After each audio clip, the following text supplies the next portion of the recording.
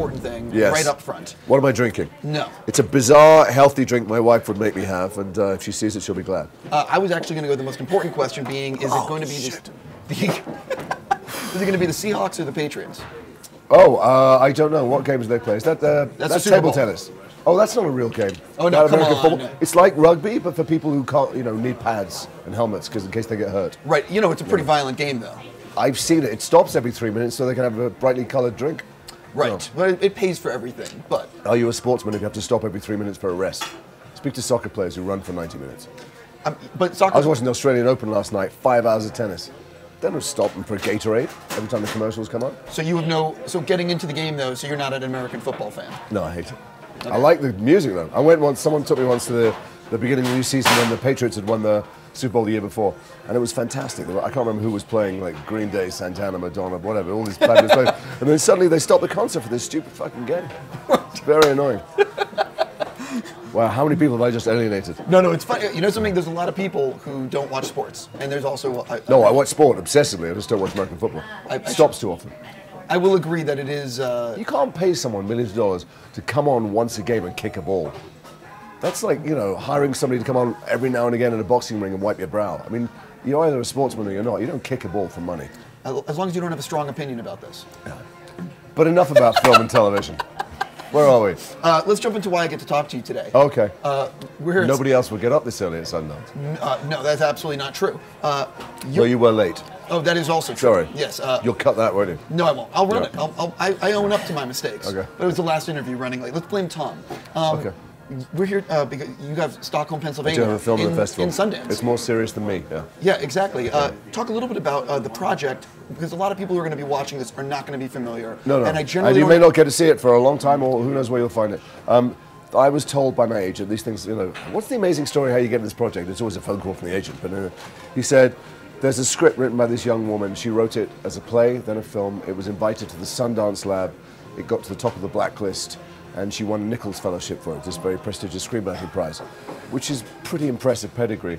And then I read it and I saw why. I mean, she's an extraordinary talent, Nikole Beckwith, who wrote and directed it. If you don't see this film, you will be seeing films of hers in years to come. She's really something. And she's taken as a starting point all those horrific headlines we see about people being locked in basements for decades, but she's gone in a completely different direction. This girl didn't want to be released from the basement. And she had a rather magical time there with someone who cared for her. And she's thrust back into a household with her mother. So the young woman is played by Saoirse Ronan, who is the real deal, phenomenal actress. And Cynthia Nixon's her mother, and it's a chamber piece, and she's suddenly thrown in with her mother and father, and what makes us bond. The film is about attachment, what makes us love, what makes us bond, what makes us who we are. She really was formed by her 20 years in the basement with me. And it's a very interesting, challenging film because you ask yourself some difficult questions watching it. Talk a little bit about the way, and I asked this of all actors, and I might have asked this in the past. How do you like to typically prepare for a role, and have you sort of abridged that process with the more TV and movies you've done?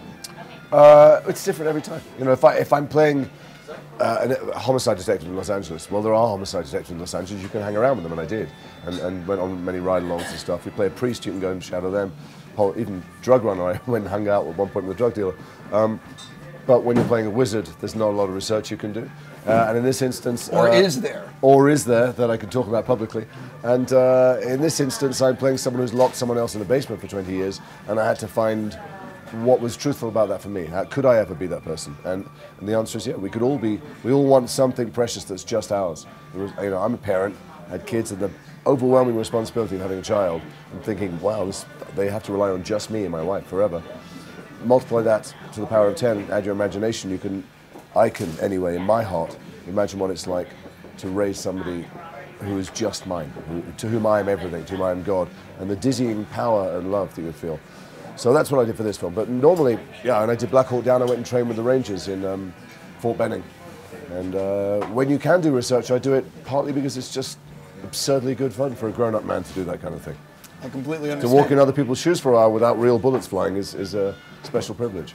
Was it your first time seeing the movie last night? Yeah, I hadn't seen it before. So what is that experience like as an actor, being in a crowd of like 1,000 people, and because you can tell if people like a movie, whether or not how many people are getting up. You can tell if they're listening. Yeah, you can tell if they're switching their phones on, if they're rustling candy. Well, first of all, it was at the Eccles, Yeah. at Sundance. The Eccles is a very big and magical space. I've been in 6 times or something. And they're always a film crowd that leans in. You know, they're not cynical, they've not come there to make fun of their friends, they're not on dates. And they've come because they're interested in film and serious film. So it's a magical place to show that space anyway. And I don't think they'd seen anything like it, this audience. I mean, it's not a crowd pleaser in the sense that people are not going to stand and go whooping at the end. It's not Whiplash or Little Miss Sunshine. It's a film that stays with you beyond the credits, into dinner and the next day. When you, particularly people who are challenged by relationships in their life, with their family or their friends or their loved ones, and you think, well, who am I? Which bits are me and which bits are the bits they project onto me? The thing about the project... So what was it like, was the question, watching it? And it was, it's weird and scary because I care about the people who made it. She's a very brave and talented young woman who wrote it, and Saoirse's brilliant, and you wanted to go well for them. Me, I've got other stuff coming out, and I will be in other stuff. But someone like that puts their heart and soul into a project for 2 years. You just hope that they get, the very least, they get their money back. That's what you want. 100. People who make independent films, you just want them to get their money back so that they make more. One of the things I really like... What did you think? Wait, you saw it? Yeah, I was in the theater. All right, let's hear it. No, one of the things I really... Let's hear your review. Now you're being evasive. No, not in... I think you are both tremendous in it, and I think one of the reasons I really like it is that it's not Hollywoodizing anything. No. It's played very realistically. Like, what if this really happened? And it's not just so... when she goes back to her family, it's not just asking the easy things. Right. It is basically really, these people now have to deal with something that they've been dealing with for 20 years, Right. but now it's a completely different situation, and it's their wish come true, but it's not a simple wish. You know? One of the things that's in it, incidentally, it's not that it's at the heart of the story, is this attachment therapy, when she ties a rope to her daughter. There's a great This American Life episode, I'm going to advertise some other channel, but the NPR show This American Life had a piece about attachment therapy a while ago, and there was a mother who'd adopted a kid from Romania, and when the kid grew up, he just was incredibly angry and aggressive towards his mother. They kind of blamed her, thinking that she had abandoned him instead of she had rescued him.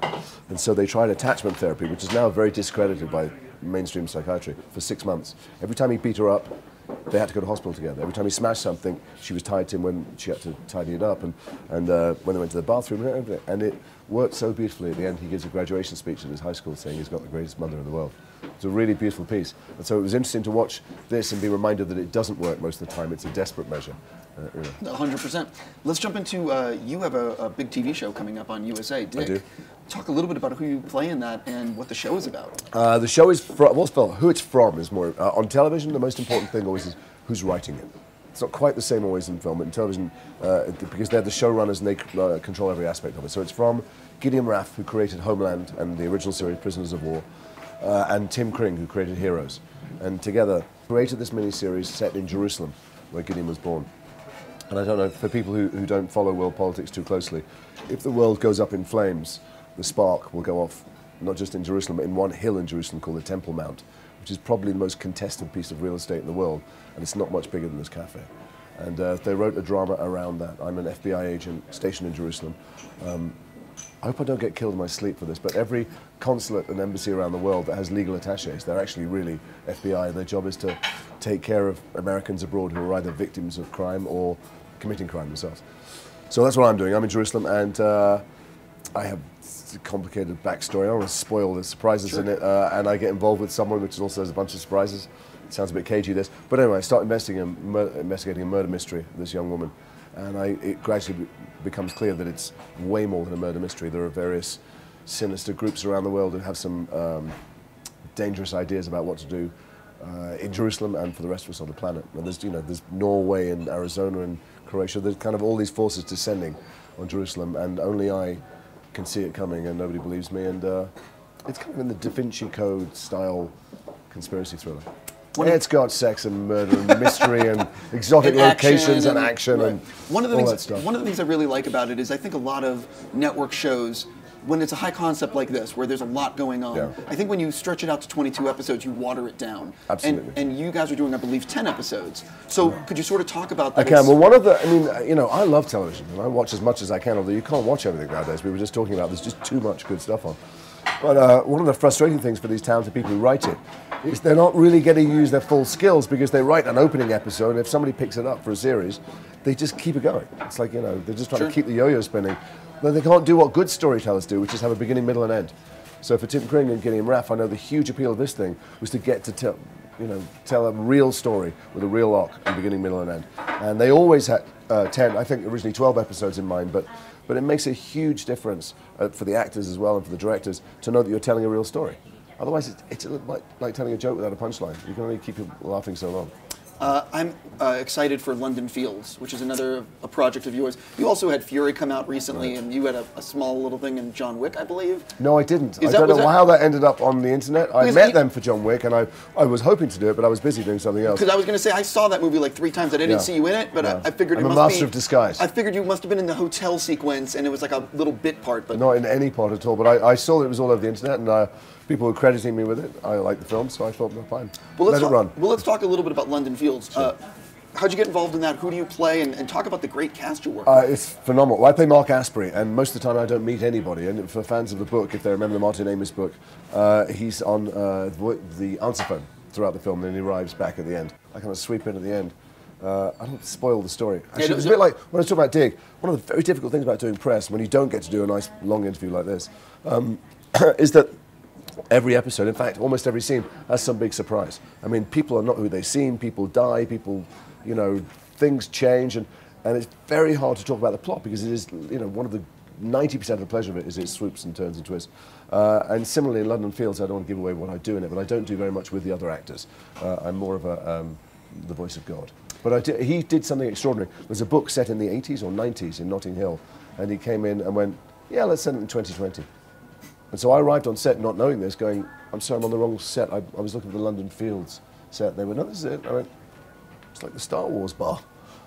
So it's not what anyone who's read the book will expect, because they took it stylistically in a totally different realm. Speaking of Star Wars, I believe you... Can I say Johnny Depp's in it now? Is that public? Yeah. Okay. Yeah. Because it was top secret when I was there. Oh, nobody they changed. Yeah. No. He's listed on IMDb. He's right. Yeah. Okay.